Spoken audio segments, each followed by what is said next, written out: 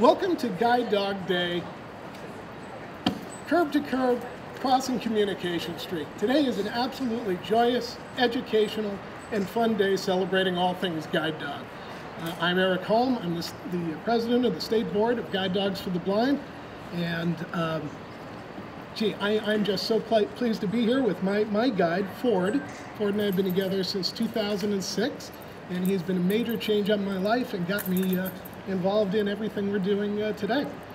So the State Board is responsible for licensing all of the guide dog schools and instructors in the state of California, and we see after our consumers. We see as our greatest priority the matter of public safety and just a great benefit to the community. But it is my great honor at this time to introduce Ana Caballero, our secretary, and I understand you'd like to take the mic for a moment. Yes. Please, Ford. Well, thank you very much for the opportunity to be here with you today.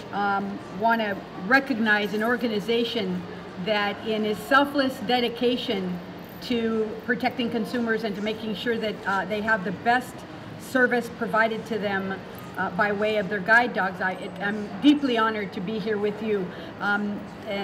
The work that you do is so very, very important to our community, and it's a pleasure for me to join you. I have the pleasure of reading a letter from the governor, which he asked that I read on his behalf. For centuries, guide dogs have been helping the blind and visually impaired make their way in the world with greater ease, confidence, and safety.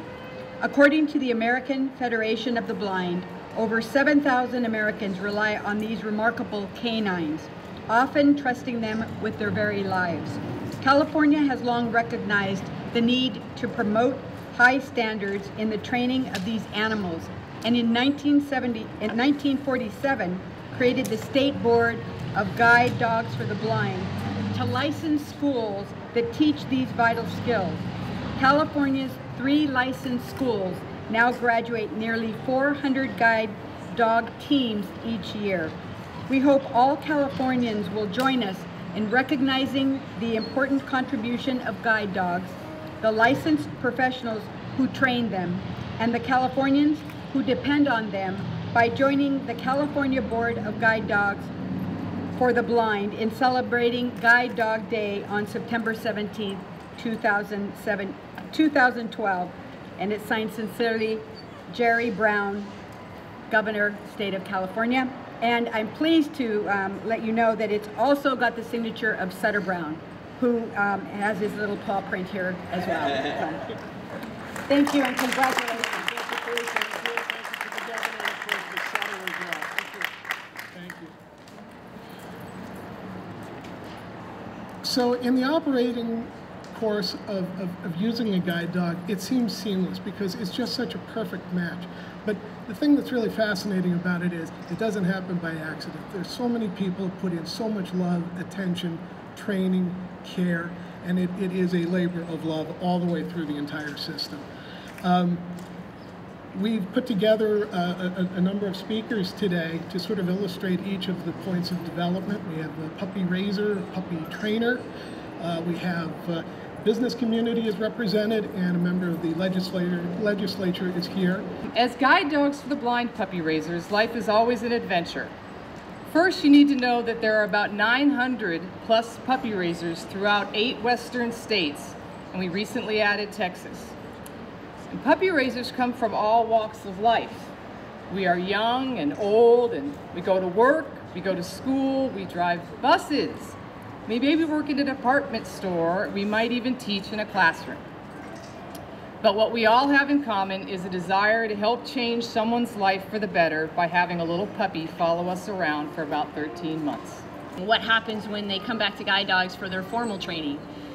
After Ann had mentioned before, they go through their medical exams, make sure that they're physically going to be able to continue with their training and be active as a working guide for many, many years to come.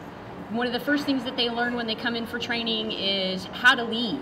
So how to actually walk down the sidewalk and guide someone from point A to point B.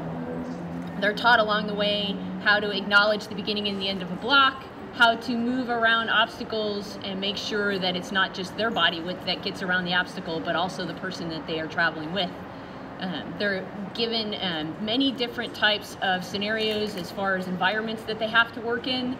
So they'll start off in a quieter environment like San Rafael or the Gresham area, and they'll move into busier areas like Portland and San Francisco, LA, different types of city situations where they're exposed to a lot of different types of environments. As Anne and Teal have just explained, much of the process happens with these wonderful dogs before I actually ever meet the dog that's going to be my guide. Tula, who is my guide dog here, is my fourth guide, and it's quite a process that you go through. Much of what Teal and the instructors go through while they're working with you in class is undoing all our bad habits as students, because once you've worked with one dog, you develop habits, and all the dogs are unique, and we're all unique as individuals. So the dogs are trained in a very mannerly, orderly process, and then we take them home and kind of change things, because we all do things just a little differently. So when we go back to school, the instructors have to help us remember how to do things right again so we can communicate effectively with the dogs. We've heard a lot of great comments and a lot of great insights, frankly, about what it's like to be part of a guide dog team. And so what I'm here to do is just kind of lend a little insights into what it's like from a restaurant perspective, and to frankly talk about this partnership that we're announcing today.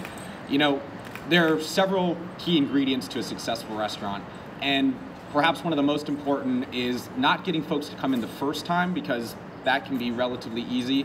The trick is getting someone to come in a second time, a third time, a fourth time, and more importantly, to bring a friend or two with them. And the key to that is giving customers a great experience, an experience that they want to repeat again and that they want to share with others.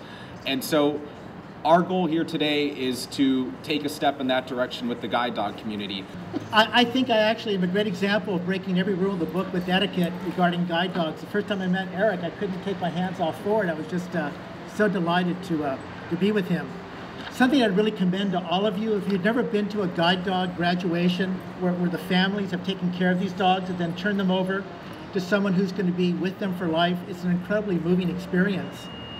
I would really like to recognize and thank the California Restaurant Association, because they're taking one of the first steps with business to really try to bridge that gap of communication and etiquette between the business world and the guide dog community. Thank you all for coming today. That concludes our speakers portion of this wonderful day. If you would like to ask any questions of any of the panelists, or formally or informally, come and join us. Please follow us on Facebook and on Twitter.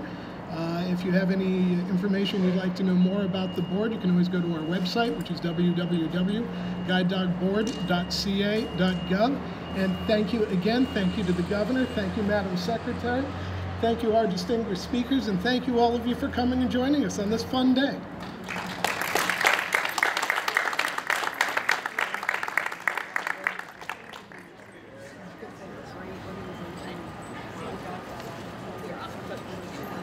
Sure. Thank you. I was like,